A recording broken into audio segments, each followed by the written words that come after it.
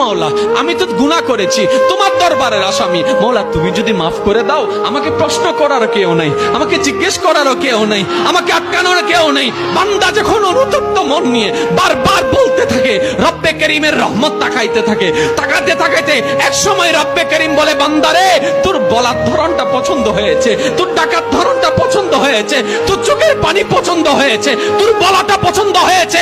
এবার মাওলা বলে, আমি তোর সারা জীবনের কত গুনাহ করছিস? বান্দা বলে, মাওলা 40,000 পার হয়ে গিয়েছে। কেউ বলে যে মাওলা পাহাড় পরিমাণ হয়েছে, কেউ বলে যে মাওলা আসমান পরিমাণ হয়েছে। এবার মাওলা বলে যে আমি মাফ করে দিলাম, আমি মাফ করে দিলাম, আমি মাফ করে দিলাম, আমি মাফ করে দিলাম, আমি মাফ করে দিলাম, আমার বান্দাকে আমি মাফ করে দিলাম। ফেরেশতা বলে, মাওলা এত বড় গুনাহগার, এত বড় আসামি, হাজার গুনাহগার, হাজারটা গুনাহ তওবা করেছে একবার, মাফ চেয়েছে একবার, তুমি মাফ করে দিলা, তুমি মাফ করে দিলা। রব্বে করিম বলে, মাফ করব না তো কি করব?